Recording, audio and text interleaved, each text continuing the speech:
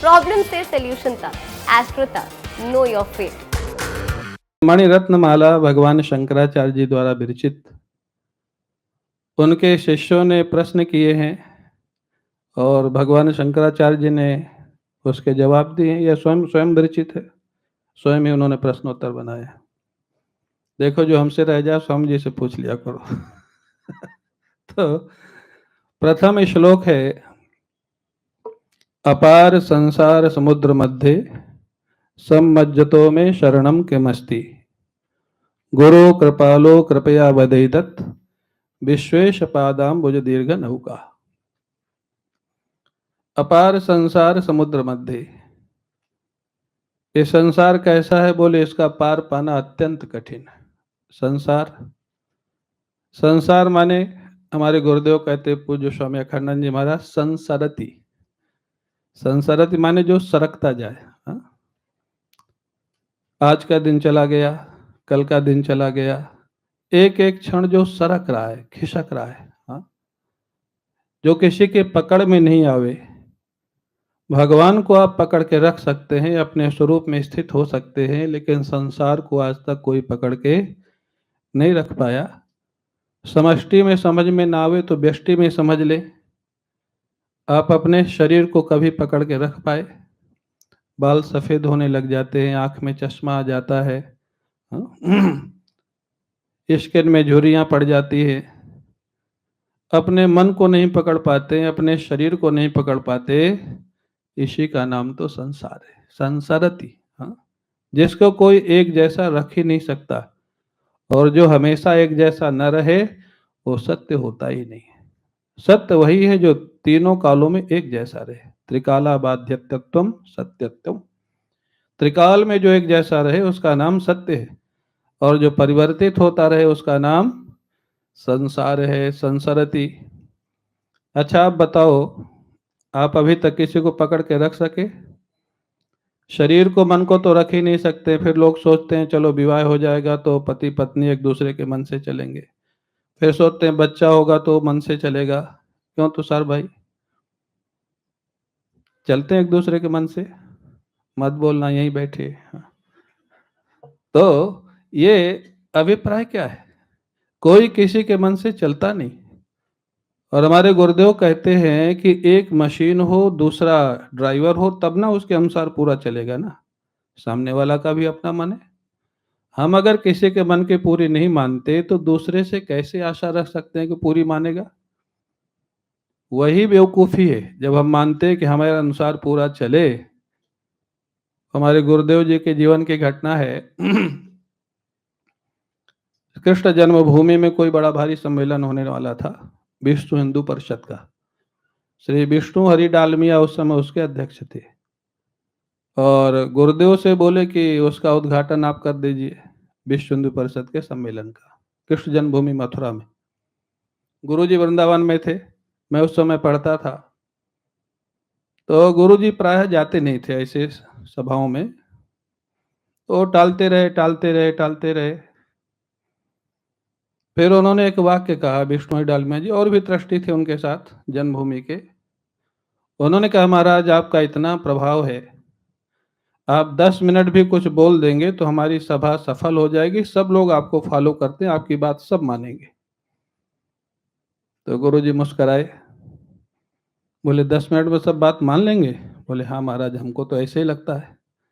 बोले देखो, ये प्रबोधानंद जी 40 साल से, ओंकारानंद जी 35 साल से, गोविंदानंद जी 25 साल से, इनको मैं रोज कहता हूं कि तुम साक्षात ब्रह्म हो, एक ने भी मेरी बात नहीं मानी अभी। बोले रोज कई बार समझाता हूं कि तुम ही साक्षात ब्रह्म हो, एक ने भी मेरी बात नहीं मानी, तो कैसे मान जाएंगे? अब वो भी हंसने लग गए। महाराज, महाराज जी को जाना तो था नहीं। तो कोई किसी की बात मानता है, वो उतना ही मानता है जितना उसके लिए स्वीकार्य है, जितना उसको सूट करता है। स्वीकार्य माने सूट करता है। तो इसीलिए कहते हैं ये संसार, संसार क्या है? जो कभी पकड़ में ना आवे। और आश्चर्य क्या है? ईश्वर क्या है? जो कभी आपको छोड़े नहीं। यही तो विरोधाभास है। हम पकड़ना चाहते, संसार को कभी पकड़ में आ नहीं सकता है, और ईश्वर को हम छोड़ना चाहते हैं, चाह के भी उसको छोड़ नहीं सकते। अगर आप भगवत गीता मानते हैं, संतों की बात मानते हैं, तो भगवान कृष्ण ने ही तो कहा है, हाँ, ईश्वरः सर्वभूतानां हृदयेषु अर्जुन तिष्ठति। अगर निर्गुण निराकार माने तो अहम आत्मा गुडाकेश। भगवान कृष्ण गीता में दोनों बात कहते हैं। मैं आत्मा के रूप में सबके हृदय में विद्यमान हूं, या ईश्वर सबके हृदय में। ईश्वर को आप सगुण साकार रूप माने तो राम जी कृष्ण जी हैं, सगुण निराकार रूप माने तो प्रेरक हैं हृदय में उस रूप में, और निर्गुण निराकार माने तो आत्मा के रूप में। तो आश्चर्य तो यही है, यही तो पहली है। जो कभी छूटता ही नहीं है उसको हम पकड़ने का प्रयास नहीं कर रहे, हमारे छोड़ने के बाद भी जो हमको नहीं छोड़ता है। और जिसको कभी पकड़ा नहीं जा सकता है उसको पकड़ के बैठे हुए हैं, फिर भी वो पकड़ में आ नहीं रहा है। क्यों नीलम आया कोई पकड़ में? तो ब्रजवासी है, ब्रज के ठाकुर। तो महाराज कहते संसार, उस संसार, अपार माने जो आज तक कोई उसको पार कर ही नहीं सका। संसार को पार कोई पा ही नहीं सका। बड़े बड़े उद्योगपतियों को देखा जाता है, अफीसरों को देखा जाता है, आईएएस आईपीएस, बड़े बड़े महाराज नेताओं को देखा जाता है। और संतों को कैसे पता होता है? क्योंकि अपने मन की व्यथा वो लोग वहीं बताते हैं। जो घर में नहीं बोल सकते, पति पत्नी एक दूसरे को नहीं बोल सकते हैं, वो संतों को बताते हैं। उसे पता लगता है इनके जीवन में, माने कोई पोस्ट या पैसा कोई दुखदाई नहीं होता है, लेकिन उसके साथ अगर वो ईश्वर से जुड़ा है तो सुखदाई है, और ईश्वर से नहीं जुड़ा है तो कोई पोस्ट और पैसा आज तक किसी को सुखी नहीं कर पाई, वो बल्कि दुख ही बढ़ाता है। हाँ? तो इसलिए कहते अपार संसार समुद्र मध्य निमज्जतों में शरणम किमस्ति। मैं इसमें डूब रहा हूं। जैसे गजेंद्र डूब रहा था ना, जब पूरा डूब गया फिर भगवान को पुकारा। किसको पुकारा? गोविंद को पुकारा। और जब पुकारा तो भगवान आ गए। अब प्रश्न खड़ा होता है कि उनके पुकारने से तो भगवान आ गए, हम लोग गजेंद्र के मोक्ष की स्तुति करते हैं तो क्यों नहीं आते भगवान? उन्होंने कैसे पुकारा था? हमारे गुरु जी कहते हैं गजेंद्र ने किस मनोदशा में पुकारा था। वो मनोदशा जिस दिन आ जाएगी, भगवान का संकेत, भगवान का आदेश, भगवान का इशारा आपको मिल जाएगा। गजेंद्र बहुत शक्तिशाली था, बहुत पावरफुल था। वहां लिखा है कि उससे सिंह और व्याघ्र भी डरते थे, इतना शक्तिशाली था वो गजेंद्र। वैसे हाथी से कोई सिंह व्याघ्र नहीं डरता, लेकिन वो बहुत शक्तिशाली था। अपनी ताकत का अभिमान था, परिवार का अभिमान था, इतना विशाल परिवार। जब ग्राह ने पकड़ा तो परिवार ने सहयोग भी किया। बहुत दिन तक, 1000 वर्ष तक लड़ाई चढ़ी, भागवत में जो वर्णन है। लेकिन जब लड़ाई देखा कि अब कमजोर पड़ता जा रहा है, कोई इसका साथ नहीं है, कोई भरोसा नहीं है, तो परिवार वाले धीरे धीरे, यही संसार है संसरती, खिसकने लग गए। धीरे धीरे परिवार बोले अब इनका कुछ होने वाला तो है नहीं, अपने चलते। यही समाज और परिवार का कटु सत्य, खिसकने लग गए। जब उसको अपनी शक्ति शिथिल हो गई, परिवार वालों ने छोड़ दिया, तब वो निराश होकर के भगवान को पुकारा। वहां वर्णन है केवल उसका सूंड बचा था, पूरा शरीर जल के अंदर जा चुका था, और उस सूंड में, उसी सरोवर में कमल का फूल था, उसको तोड़ करके भगवान को अर्पित करता है। इतना शक्तिशाली गजेंद्र, आज उसको महाराज एक फूल तोड़ने में कठिनाई हो रही, समर्पित करने में कठिनाई हो रही। वो गजेंद्र, तो हमारे गुरु जी कहते थे अपनी सामर्थ्य और सहयोगियों के सामर्थ्य जब जीरो हो जाए, उस स्थिति में भगवान को पुकारोगे तो इशारा तुमको मिल जाएगा, संकेत मिल जाएगा। आपकी स्थिति जैसे होगी, गजेंद्र के यहाँ तो साक्षात भगवान आ गए। इस ऐड को स्किप करना तो बहुत मुश्किल है, पर लाइफ की प्रॉब्लम्स का सलूशन ढूंढना आसान। प्रॉब्लम से सलूशन तक, एस्ट्रो तक, नो योर फेट।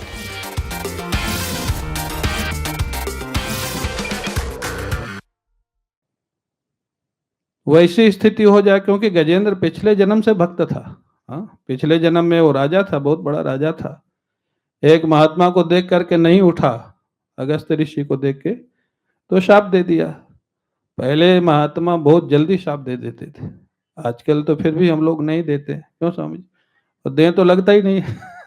तो देने से फायदा नहीं ना। हाँ? पहले सामर्थ्य थी, तपस्या थी, महात्मा उनकी भलाई के लिए देते थे, लेकिन कोई भी अनुशासनहीनता किया तुरंत दंड मिलता था। महाराज तो पिछले जन्म का भक्त था, भगवान में मन लग गया, और जो गजेंद्र स्तुति सुंदर है, हाँ, उसमें वेदांत है, भक्ति है, धर्म है, न्याय है, सब कुछ है गजेंद्र स्तुति में। इतनी सुंदर स्तुति गजेंद्र ने किया है, और स्तुति पूरे होते ही भगवान का इशारा नहीं मिला, भगवान आ गए, उसको निकाल लिया। क्यों? क्योंकि हृदय से। तो कैसे पुकारें? अपनी शक्ति और सामर्थ्य की, हाँ, जीरो हो जाए, और सहयोगियों की सामर्थ्य जीरो हो जाए, वो हो जाती कभी कभी। उस स्थिति में पुकारोगे तो भगवान का इशारा मिलेगा। अपार संसार समुद्र मध्य निमज्जतु में डूब रहे हैं, बिल्कुल, हाँ, अत्यंत दुख हो जाए, लेकिन उसमें भी कई लोग नहीं पुकारते, तो फिर उनके लिए भगवान क्या करे। लेकिन ये शिष्य के लिए कहते हैं, शरणम किमस्ति, उस समय किसको पुकारें? गुरु कृपालो कृपया वैदित। गुरु का जहां भी संबोधन है वहां कृपा है, कृपा। गुरु कृपा ही करते हैं, हमेशा ध्यान रखिएगा। अगर वास्तव में कोई महापुरुष है, जैसे हमारे गुरुदेव पूज्य रोटीराम बाबा, पूज्य स्वामी अखंडानंद जी महाराज, ऐसे महापुरुष अगर आपके लिए कुछ कर रहे हैं तो कृपा से कर रहे हैं। वो आपके पैसा देख के, पावर देख के अगर कोई चाहे, हाँ, पूज्य राम किंकर जी महाराज को मैंने देखा, उनका जीवन, पूज्य हमारे गुरुदेव का, पूज्य रोटीराम बाबा का। एक बार बाबा के पास जेके ग्रुप के कोई सज्जन आए थे, बाबा कानपुर के पास ही वहां जंगल में रहते थे। बहुत प्रभावित थे, बाबा से बोले कुछ सेवा का आदेश दीजिए हमको भी। तो उस समय जो सीमेंट आती थी वो उसमें जूट की बोरियों में आती थी। तो बहुत आग्रह किया, तो पूज्य रोटीराम बाबा ने कहा कि वो जूट की जो बोरियां तुम्हारे यहाँ बनती हैं सीमेंट के लिए, उसकी एक अल्फी हमको बनवा दो। अल्फी आप समझे?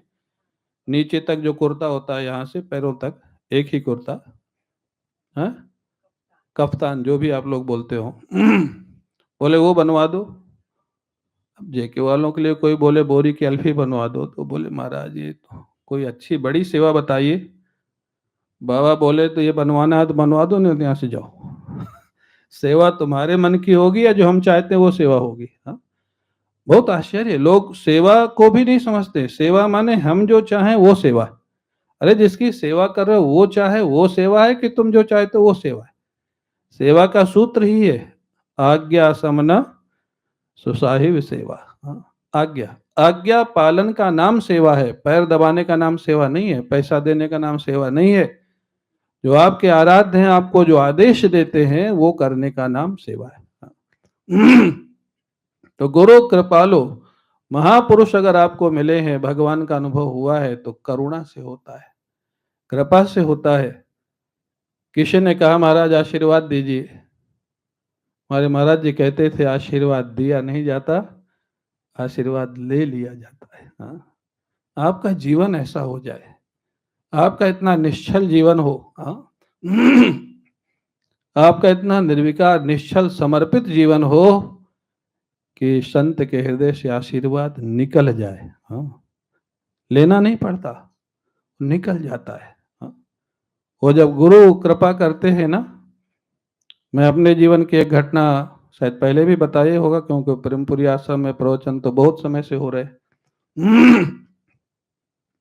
पूज्य रोटीराम बाबा के पास जब मैं रहता था, तो हम लोग प्रातः काल जाते थे, साष्टांग प्रणाम करते थे, और सायंकाल सोने के पहले जमीन में लेट के साष्टांग प्रणाम। अगर कोई सदगुरु महापुरुष है, उस रूप में आपने स्वीकार किया है और आपका शरीर ठीक है, तो जमीन में साष्टांग लेट के प्रणाम करना चाहिए। महिलाओं के लिए इसके लिए मान्यता नहीं देते हैं, लेकिन उसमें वही हमारे महाराज जी कहते थे कि शरीर स्वस्थ हो तो ही साष्टांग प्रणाम करें, नहीं आप लेट जाएं फिर गुरु को उठाना पड़े, तो वो तो साष्टांग प्रणाम गुरु के लिए समस्या हो जाएगी। अगर आपसे उठा ही ना जाए लेटने के बाद, तो हम लोग साष्टांग प्रणाम करते थे। एक बार बाबा वहाँ इटरा के हनुमान जी में थे, स्वामी जी वहाँ थे 2-3 महीना, तो हम लोग सुमेरपुर से साइकिलों से जाते थे सुबह सुबह। तो प्रणाम किया एक बार, स्वाभाविक सुबह 5:30 बजे होंगे। ऐसे बैठे थे, तो मस्त बैठे रहते थे, बिल्कुल हनुमान जी जैसा शरीर, मस्त। तो ऐसे देख के पूछे क्या चाहते हो? मैंने कहा महाराज जी घर परिवार छोड़ा है तो हमारा कल्याण हो, जीवन के कल्याण के लिए छोड़ा और तो कोई उद्देश्य नहीं है। तो ऐसे 1 मिनट देखे, बोले कल्याण नहीं तुम्हारा परम कल्याण होगा, मेरा आशीर्वाद। तो वो ये निकल जाता है। हाँ? आशीर्वाद लिया नहीं जाता है, हाँ, आशीर्वाद दिया नहीं जाता, ले लिया जाता है। आपका जीवन ऐसा हो। और ईश्वर के यहाँ और संत के यहाँ सबसे पहली क्वालिफिकेशन है सच्चाई, सरलता, सहजता। आप अगर ईमानदार हैं तो आप जैसे भी हैं, आपको ठाकुर जी या महापुरुष आपको निर्मल बना लेंगे। प्रयास आपका और कृपा उनकी। गुरु कृपालु, गुरु जहां गुरु शब्द आएगा वहां कृपा साथ में जुड़ी रहेगी। वो कृपा करते ही हैं, कृपा के अलावा वो कुछ कर भी नहीं सकते, उनका स्वभाव है। लेकिन हमें जीवन में लेने का पात्र होना चाहिए। वर्षा हो रही लेकिन हमारे पास पात्र ही नहीं तो पानी रुकेगा कहां से? हमारे गुरुदेव के जीवन में लाखों लोग जुड़े हुए, लाखों लोग आज भी जुड़े हुए। लेकिन जितने लोगों से मिलो पूछो तो सब यही कहते हैं जितना लाभ लेना चाहिए था उतना हम लोग नहीं ले पाए, क्योंकि इतना प्रेम में उनका इतना प्रेम मिलता था, ऐसी वो लीला करते थे। जैसे कृष्ण जी के विषय में लोगों का अनुभव है कि जब वो रहे तब उनको नहीं पहचान पाए, ऐसे हमारे गुरुदेव के विषय में लोगों का अनुभव है। हाँ, वो ठीक है आनंद खूब लेते रहे, लेकिन उनका जो आदेश था, उनका जो उपदेश था, उनका जो जीवन था कृपा पूर्वक, और किसको किसको क्या क्या दिया अभी तक भी लोगों को पता नहीं लगता है। जिसको देते थे उसी को पता लगता था, ऐसा उनका जीवन। गुरु कृपालो कृपया बदयितत। क्या बताया उन्होंने भाई संसार सागर से पार होने का उपाय? हाँ, विश्वेश पादाम्बुज दीर्घ नौका। विश्वेश माने परमात्मा, भगवान। विश्वेश माने विश्वस्य ईशः विश्वेशः, सारे संसार का जो मालिक है। सारे संसार के मालिक कौन है? कौन है? हमारे राम जी नहीं, स्वामी जी, भाई जी और हम तो एक मत हैं, आप बताइए।